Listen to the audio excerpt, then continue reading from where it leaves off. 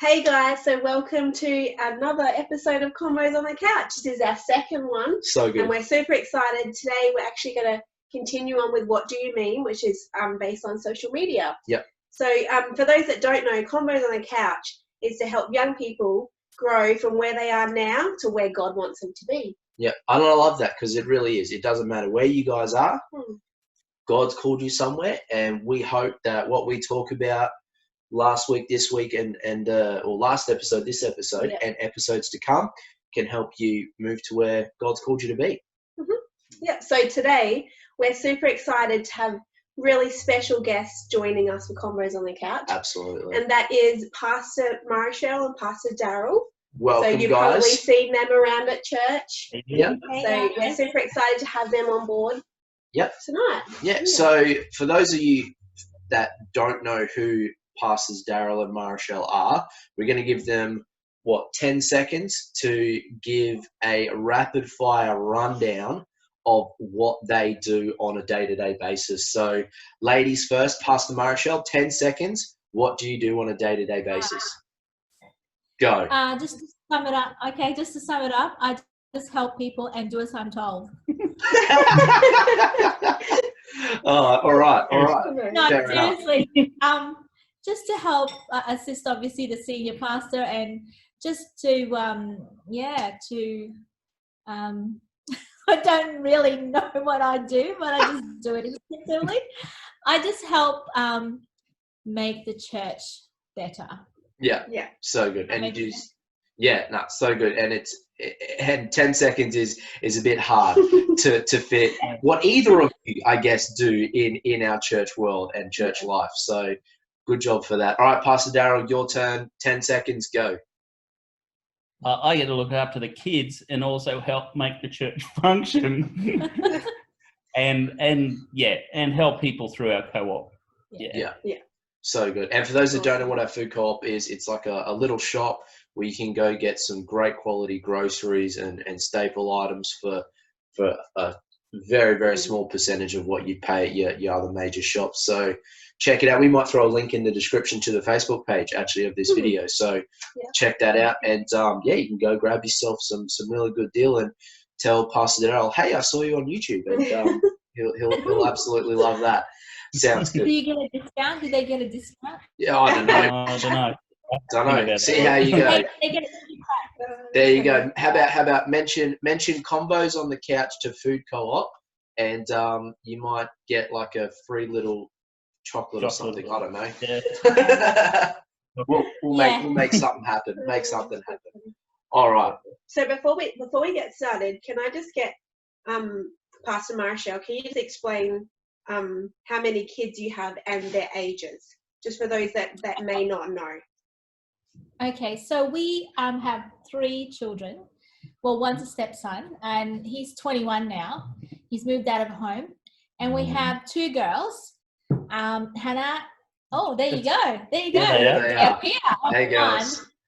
Hannah is over here. This one. She's turning 13 in a couple of days, 20th of August. And this is Gabriella, and she's 10. Good job. Cheeky.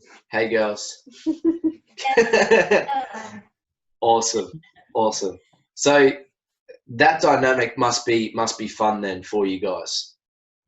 It's definitely interesting. Oh. They can laugh on the background because they know. Yeah. All good. Yeah, like we've got 2 boys. Much younger still, but the dynamic of that is it's crazy. And as they get older, the challenges are certainly going to come. And one of those challenges, I guess, things is social media. We're going to dive into that right now. Yep. Yeah. So our first question for you is, what positives do you see in social media? Did you want to start? Oh, okay. Some positives that we thought about what social media is, basically, we'll have social media for the rest of our lives, right? So it's here to stay. And I think it broadens perspectives, even for us. We kind of gets considered as older, old schoolers. And actually our kids teach us a lot of things. Like I just had to ask her today, how do you turn off the notifications? So she just did this click, thing, click, click. and it's done. Like I'm thinking, okay. And yeah, broadens perspectives, and I think positives are to get your messages across. Yeah. Quickly, you know, like whereas before, you know, in the olden days we had Snail mail. you know, there's dial-up and Yeah. everything in snail mail, but now you can just instantly send a text and it's there within 30 seconds. So Yeah. I think that's some of the positives in social media. And you know, and also like with news, it travels fast, and so you just get to kind of, oh, what's breaking news this time, you know, or you know, not everything is true, but yeah. What amazed me about that, the recent bomb explosion in Beirut, you know, prayers and thoughts with that whole country and that whole situation there. But there was something silly like a dozen or so, if not more, smartphones and devices taking video of that one incident. And it's absolutely amazing. Like 50 years ago, that you know, you would have heard of that maybe 2-3 weeks later. Yeah, that's correct. Like, you know, as soon as you wake up, there is something like hot off the press type of thing, you know? Yeah. So, Capturing the life in such quick and easy as anything. Yeah. I'll never, like, one thing that's obviously near and dear to my heart is Kobe Bryant, who passed away at the start of the year. I didn't even find out that he passed away by a news outlet. I actually found out from Craig Rochelle, who's a pastor in America, who posted something on Facebook. So isn't it amazing that we receive news sometimes not even from the major news outlets? Yeah. So so another positive. Yeah, you go. Another positive one we found. Yeah, another positive one we found is like just the ability in this season of like locking down and stuff like that. We're able to connect to grandparents. Oh, yes. And do video calling, so on a social level and through social media, and then they can get to see us when we can't actually talk to them by a phone, and it's just not the same. But when you can socialize online with them, and it's like you can see the kids still growing up even though they're a long distance away. Yeah, exactly. You know, obviously for those that don't know, Pastor Darryl is my uncle. And so, you know, my grandma, Pastor Darryl's mum, is on Russell Island, which is in the Moreton Islands up here in Queensland. And, you know, it's a day trip to go see her pretty much. And so, having the ability to FaceTime and video call and all that sort of stuff is really great. She gets to see her now great grandkids growing up as well, and also keep up with her other kids. And Tamara, you know, Tamara's family is in South Australia and Melbourne, and, you know, who knows when we're going to be able to go visit them in person next. So, amazing positive. Anything? It's just any so other? creative, isn't it? Yeah. Just the creativity, like, you know, things to do with assignments, like the kids' assignments, like homework. Like you just type in Google and find out some stuff, and that you won't. You know, in the olden days, we have encyclopedias, and you got to store them in your bookshelf. But now, the whole thing is just, you know, you just search, and then you just do it. It's there. The knowledge you can gain. So it's definitely it's a real well, when did social media really come to play?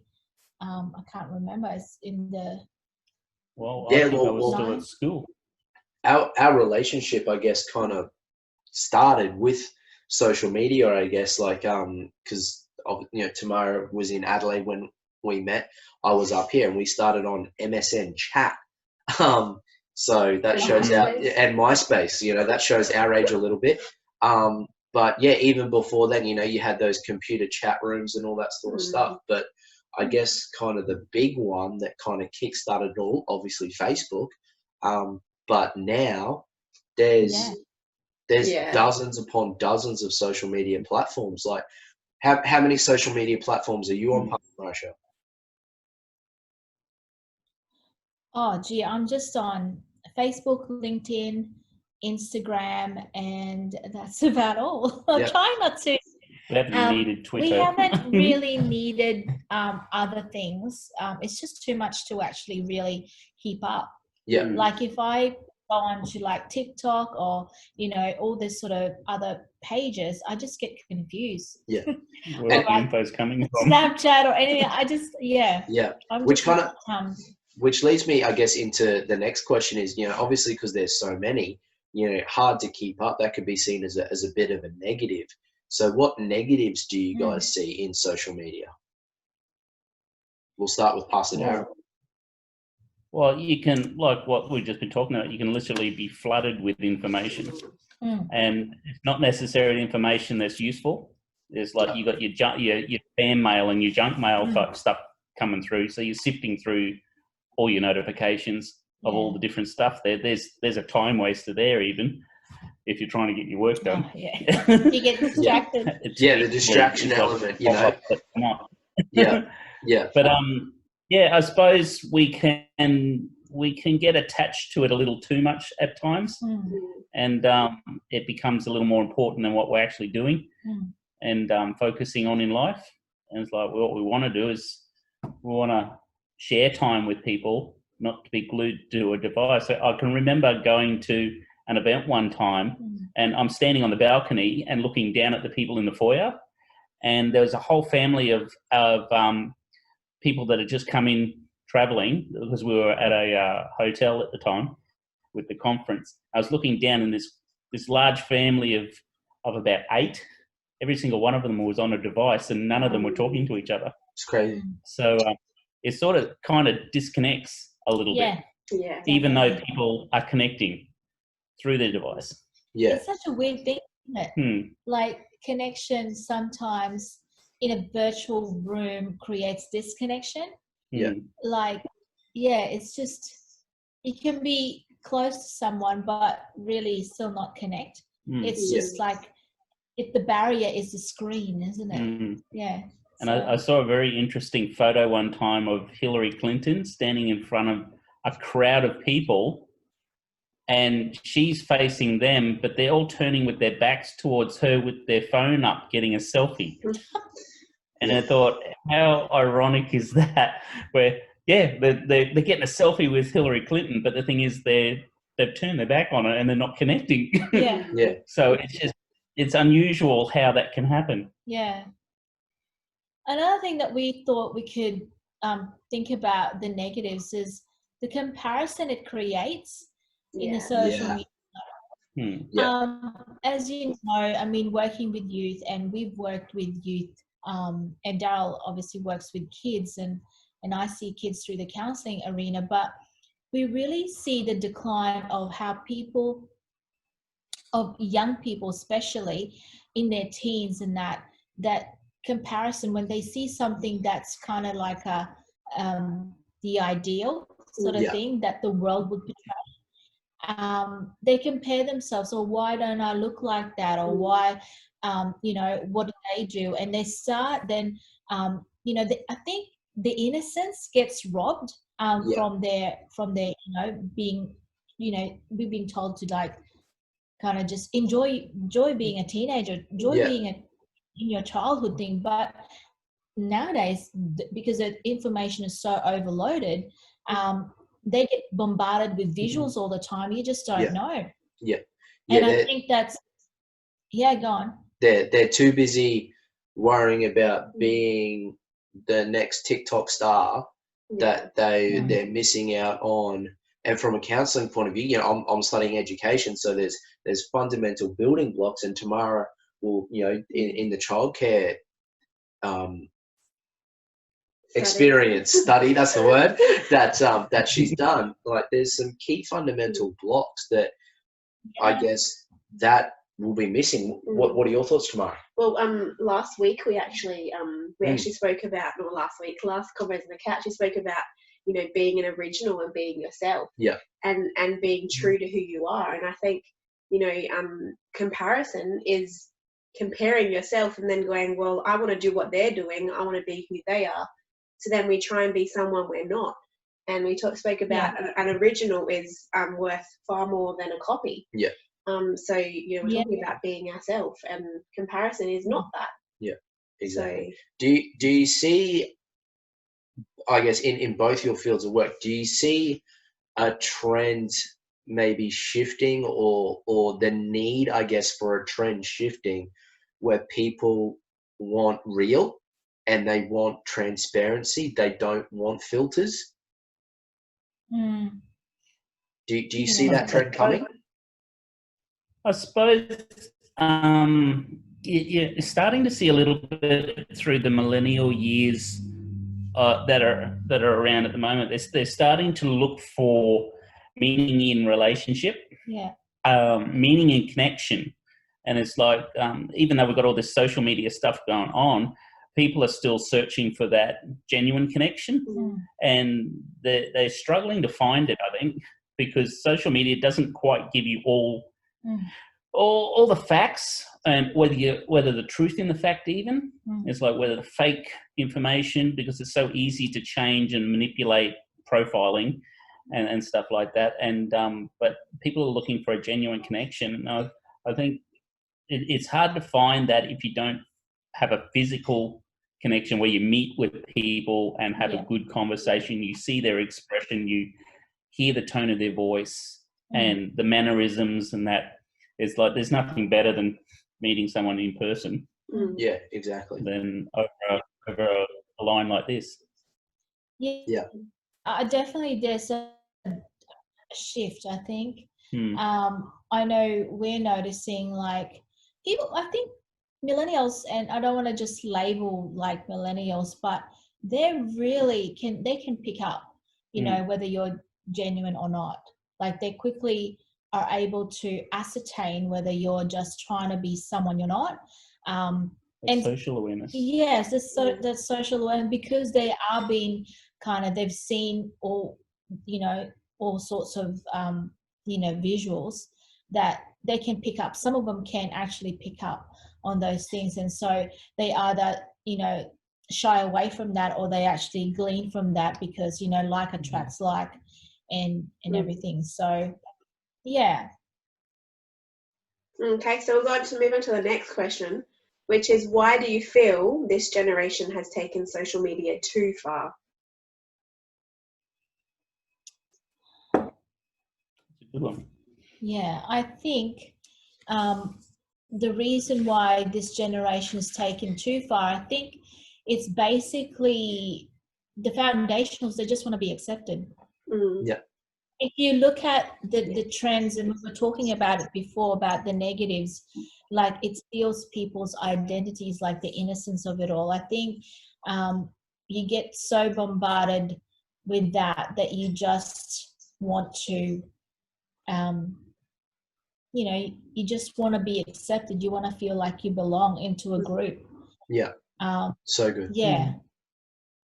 I think it's that's yeah, go on. So do you feel, and like we were having this conversation the other day, and we're looking back at like when we were growing up, like social media was just starting, so it didn't really have, I guess, the effect that it's got now. But when we were growing up, where would we be? We'd be at the shopping center. Why? Because that's where all our friends were. Go back even further, you guys you'd be out, or even us still, like, well, except for when I lived on like a main road, probably not the greatest, but you'd be out on the street playing with your friends, because that's where they were. They were all out on the street. And so do you maybe feel that we've potentially given this generation, like I guess our generation and younger, maybe a bit of a hard go of it, a little bit, because they're just essentially doing what we've done, and they're just hanging out where their friends are? Or do you, what are your thoughts on that?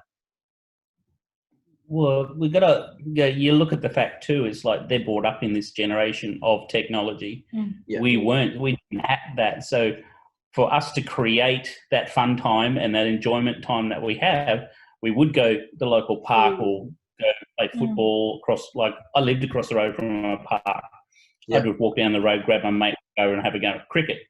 So that was easy enough for us then. But you've got these younger ones, they're coming up through a world that the internet and social media is all around them all the time. So it's normal for them.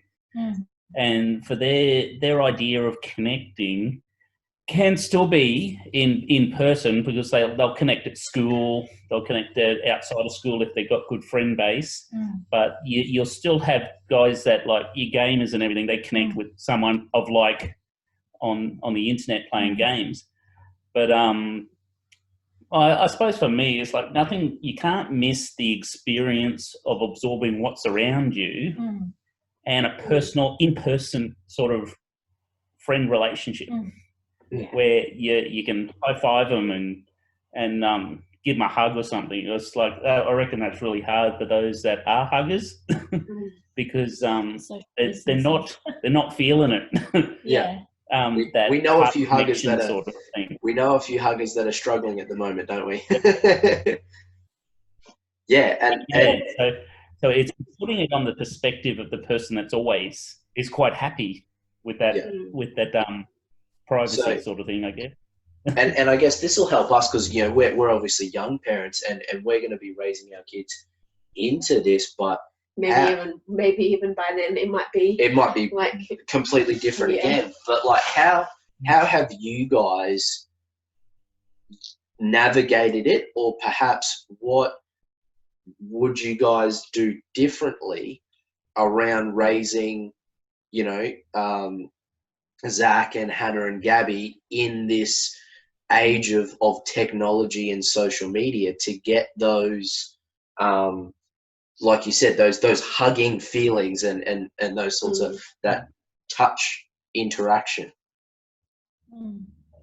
I heard a interview the other day, and it was Michelle Mitchell that actually said this, how we have to find meaningful connections in the way where the kids are, like meet them where they're at. And so, for example, if their way of connecting is, hey mum, why don't you play Fortnite or whatever, what's the latest thing now? Do a TikTok video Roblox. with me. Oh yeah, do it like TikTok. Oh mum, can you like do some moves and all that? Slime challenge or something. Yeah, and like we're just thinking that's a bid for like attention. That's a bid for like crying out, hey, come and be interested in what I see, and from the perspective of obviously the trend now, but come and see what my world is like. Because we are so busy, right? We are kind of just cutting times, and sometimes it's hard for us to connect with the kids, and so we just allow them to, okay, yep, just go on your devices, but we do have a time limit. But sometimes they just go over that and see whether they consequences need to come into play. Whether they actually, did mum and dad notice that we're like over the limit? They'll just sneak a little bit longer. And because they know that, they think, we'll get away with it. But we are aware of that, and so I think it's about seeing the connections through their eyes, and not all the time. So we go, all right, well, it's like a give and take. So for us, we like board games. So we like play Zip or Monopoly or Scrabble. And so that's the way we would, okay, get off your devices. Let's play some board games. And they're happy with that. I think it's going to have a bit of give and take. Because there are undoubtedly going to be some parents watching as well. So yeah, it's great. And I see that even with us, with especially Grayson, not so much, he's 7 months, he goos and gars and that's about it. But Ezekiel, he'll quite often come to us and play cars with me, or like the other day he came to me and said, Mum, I want to play a game with you. And I'm like, okay, what game do you want to play? And I had just finished doing housework and I couldn't be bothered, but I was like, okay, what game do you want to play? And he went to we've got a little cube bookshelf, and he went to the cube and he goes, I'm going to pick a game. And he picked Guess Who, and he sat down and he goes, I want to play Guess Who with you. So I sat down with him, played it, and he was so happy. And then he said, thank you, Mum. Thank you for playing with me. Yeah. So they really do appreciate that quality time. Exactly. And I think it's bang on. And I think would you agree that sometimes parents have that lens of social media is bad, and that it's only bad. Absolutely. But when maybe if they just jumped in with them, like I said, do a TikTok video, or even if it is out of your comfort zone. Even if it is out of your comfort zone, what's going to be greater satisfaction? You being comfortable for another 30 minutes, or you having a substantial bond with your kids, and we're not parenting experts. I'm not saying that at all, but I think that's one thing. And you said it before, Pastor Dara, where kids are craving, young people are craving that real connection. And unfortunately, because we're all busy, perhaps maybe they've missed that opportunity to develop how to communicate how they want that connection. Does all that seem fairly accurate to you guys? Yeah. If I could be bold in sharing this, and I don't know whether Zach will be listening, but when he was younger, obviously around that, the developmental stage, Tamara, you've talked about developmental stages before, and there was so many things that are going on in our lives, and in his world, being a blended family as well. So he used to come home, and he used to just kind of go in to, he's an introvert anyway. So, and he's shy by nature. So, he's a private person. And I think that's also a learned behavior. But we found out, now that he's a grown man, we were able to converse with him and talk to him about some of the things that, in his childhood and his teenagers, because obviously he's seeing the girls and he's trying to give them tips to say, hey, don't do this because, blah, blah, blah, mom and dad will find out. But, we got into conversation, and we were really blessed by it, and an eye-opener, because he said to us, well, I just kind of, didn't really want to bother you guys because you were always busy. And we just like, whoa, like it was like ouch. Yeah. Because that was a learned behavior for him to just oh, well, this is my device, this is my friend, this is my comfort. And so he's out for what was going on around his world at the time. He shut himself to that, so that because he sees that we didn't have time for him, and so that became his world. And I think now, in hindsight, like you asked the question before, what can we do better? We're trying to put those boundaries, and it's never too late. Like, people say, well, they're addicted now. One of the negatives was addictions and stuff. I think you can still gain that and understanding, hey, I want to be a better parent. I want to be able to help with some of the things. Let me in your world. And sometimes to be able to get in the world is to like before, is to connect with them in their space. So it was, and use that and intentionally set time aside for that. And it's like where it's like you've got to plan it into your schedule, just like anything else you do in your life. It's like your work roster and whatnot, you do planning for that. It's like with kids, you do planning to have intentional times together, where whether it be you do something that they like or do something what the family would like to do, but intentional time slots as well, because life can go out of control so easily with busyness, and you've got to set those values in place. So let's for the last little bit, let's jump lanes, and let's go back to, I guess, the young people's view on it. So being parents and having said all that we've said tonight and on this episode, what would you say, what encouragement, would you give, what tips? And let's get super practical for a moment. And what would we say to high schoolers at the moment to better strengthen family and better strengthen their relationship with mum, with dad, with their guardian, or whoever it is that house they're in? What super practical, what would we say to them to voice up? You said, Zach just, didn't want to bother you guys and that was his thing. What advice would you would you say, what encouragement to speak up, you know, with the girls as you know, Hannah especially enters into those teenage years? What advice would you give? And Tamara, chime in absolutely on what advice for that scenario and the high schoolers. I'm going to pass them Marshall first. Okay. I think for us, like, because we're obviously continuing to learn about all these things, and, you know, girls are so different than boys.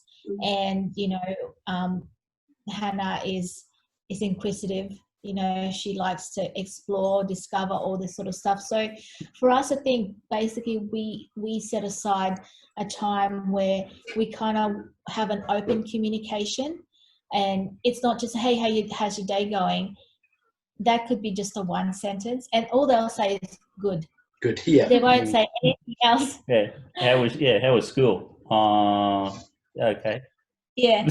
So that's the kind of level of remember. communication we get, and until you dig deeper, like today we found out that she, you know, she got on the mail and she was able, you know, she did really well in the semester 1 and got a GPA of 4.7. So I have no idea, like, we had to look up what GPA stood for. But for us, getting back to the question that you asked, is we got a jar. This is super practical. And what we had is every year we do this, and we got a jar, and we had, like it says, I think Hannah's trying to find it. I was going to say, it sounds like Hannah's getting it. Yes. And we all sat down together and we said, okay, here we go. Look. It's called an adventure jar. Adventure fun jar. So this is what we have. And so we each wrote down what we like to do, and what places to go, what experiences, activities we want to do. And so we wrote all that down, and then we actually put that in the jar. So every fortnight or every week or every month, we just, you know, just randomly, we pick one of those things out and we actually do it.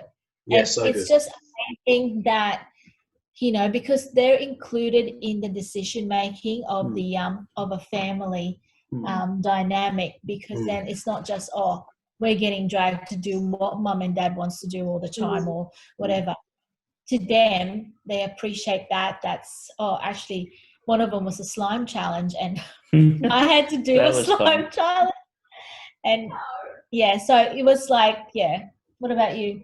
Yeah, it works really, really well. But yeah, some of the things is always, it's like, I know from my side of things, I would have loved my son to be able to get involved in some of the stuff that I did, so I could teach him and help him learn some. But he wasn't really interested in some of the things I did. But you do have a two-way street with it. But as parents, we've got to make that first step to create that.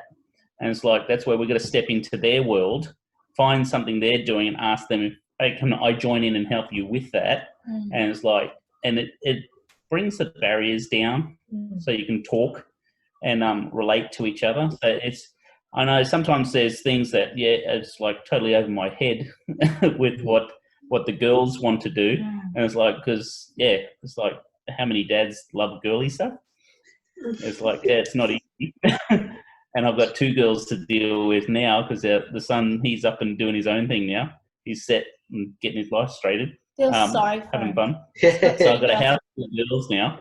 So it's slime challenges, learning how to braid hair. We can YouTube. We can swap, Pastor Darryl. You can come over here where it's all boys, and we'll send Tamara to your house and we'll swap it. But yeah, so it sounds like from what you guys are saying, like, obviously it is the parent's job. It is the parent's job to take that first step. So, I know that unfortunately, that isn't the scenario and the case in some homes and some family dynamics. So, what advice would you give to, I guess, a high schooler that is in that dynamic where perhaps the caretakers, whether mum, dad, grandma, whatever that situation may be, they're not there you know, they're working 2 jobs to try and put food on the table. You know, the last thing that they have energy for, and you know, let's be honest, we've all kind of been there at least one day, and the last thing they want to do is make a TikTok video. What advice would you give to that teenager? Well, I've found even in our kids at the age that they're at, if we've come home and we're had a really tough day and busy and stuff, sometimes they pick up on it earlier that, hey, mum and dad have had a hard day. I'm going to get in and help do something for them. And it's like the flip side where they've gone in and helped the parent with something. And it's the parent just like stands back and go, what sort of thing? And it's like, it breaks down the wall to the parent as well to, oh, thank you very much. You're instilling thankfulness into their acknowledgement of your situation. And you're both working together, and that's what they're wanting, because they want the time with you. They found a way of communicating to you that I want to spend time with you by them initiating coming and helping you, because they know you're worn out for the day. And I tell you what, that's valuable stuff. But yeah, it's like we do. Our parents are ultimately, parents need to initiate it, that connection time. Whether we're tired or not, we've got to be mindful of what our kids have gone through too, because they can go through the same situation. They've had a tough day at school. They're emotionally drained. They'll vent it out more verbally and expressively than what parents will. Most parents, anyway. And what have you got, Maz? I think for that, like, what advice could we give to a high schooler that's going through a tough time, or whether there's only one parent, you know, in the household, which is, you know, not ideal. And then we're talking about, like, you know, blended families, or, you know, all that sort of thing. I think if they can, depending obviously on their personality, is to find a safe person. I think so good. someone that would be able to go, hey, you know, this is what I'm going through, you know, like an adult, like whatever environment they're in, whether I know some, you know, a chaplain, Tamara, you know about all of that, a guidance counselor at school, or a teacher, you know, in the same, you know, wavelength, because sometimes teacher picks that up as well, teacher aides, but find a safe person that you could talk with, and more often than not, you will find that they will embrace that. I have not seen in my years that people like that will turn you away. So just keep the lines of open communication. I know it's really hard. Sometimes it gets hard because you don't want to bother anybody. You don't want to be a burden. You know, young people feel that. They feel rejected. They feel unwanted. They feel like they're a waste of space. So I think if you can, just try and muster up all the courage you have and actually just go, hey, this is what I'm going through. And find a safe person is going to be so good for you because it helps you. Another thing too is journaling. Sometimes when you're introverted, is you just kind of journal your what you feel, because that helps you not to inwardly internalize the things that you're feeling. And if you can't talk, just say, hey, this is the things I'm feeling, and journal is such a powerful tool. And I think if there's an advice that we could sort of help with the high schoolers that are either extrovert, or whether you're shy or whether you're outgoing, they're the two things that I like. That's practical for sure. help. What do you reckon? I agree with Pastor Marshall. You know, it's a hard spot to be vulnerable, but most of the time when you are vulnerable and you speak to someone, it actually does help your feelings, and communicating that and actually helps with how you're feeling. I also think too, on a practical level in a household, I think it's really important for the young person to show appreciation to their parents in whatever way that looks like Pastor Darryl was talking about before, like helping them out, or like just writing them a letter, or just occasionally telling them, I love you, Mum, I love you, Dad, I love you, Grandma, whoever it is, whatever you say to them, you know, even just like, you know, cleaning your room without them asking, or just those little things, and those little things really mean a lot to them. and it will actually help you as well, because it will make you happier as well, because you've done something to show appreciation to someone. Yeah. So and from my experience, amazing. That's why I love her. So good at this stuff. Yeah, but like for me growing up, like I know not many people would know. Obviously, the 3 people here know, but when I was 7, my parents separated, and so for quite a long time, it was mum and I, and I had to, mum was working her backside off to still send me to a private school, still keep me involved in basketball. We still had Maccas once a week, which was like the highlight of my week. It was so good. She still got me a Nintendo 64, which we still have. It's at her house. Ezekiel's probably going to learn to play on it. Do these teenagers know what that is? Yeah, I know. Cartridges, mate. Cartridges. Google it.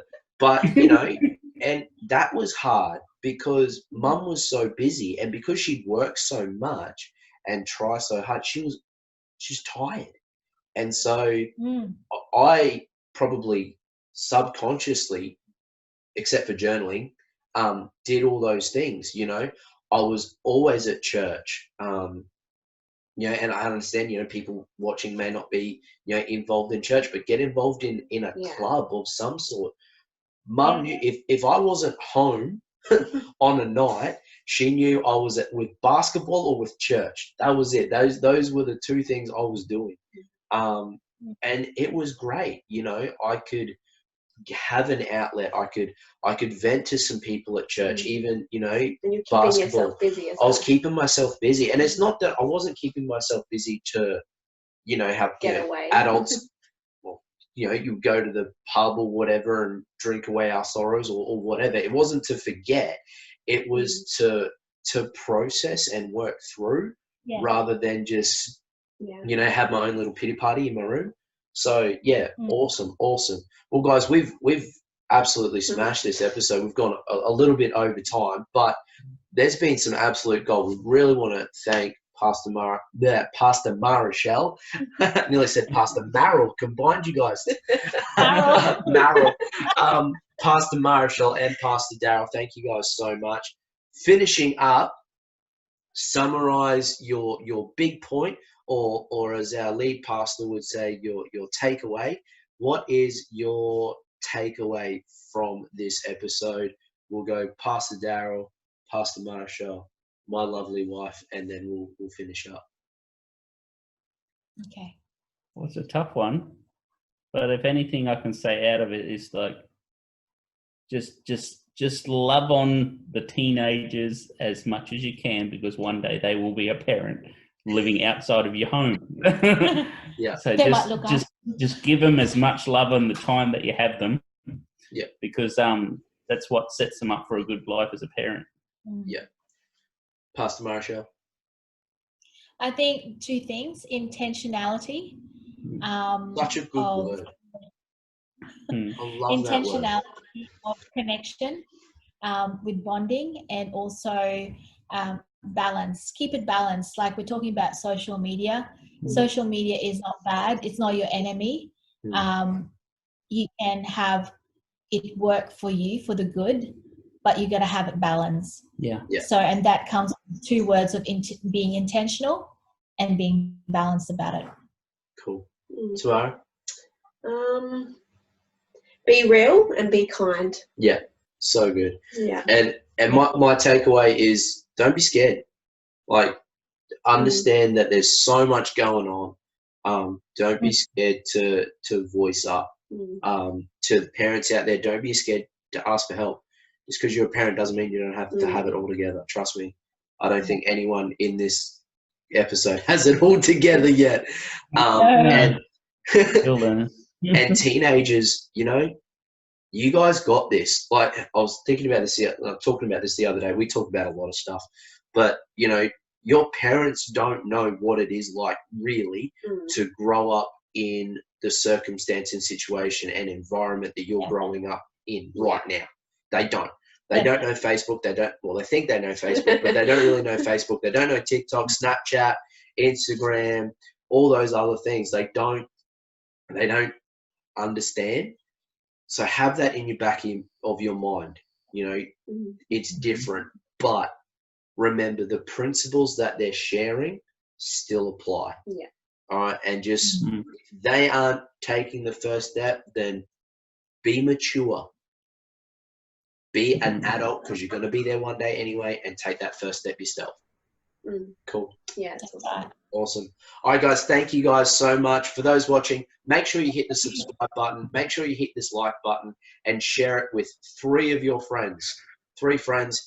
I'm sure this will absolutely bless them.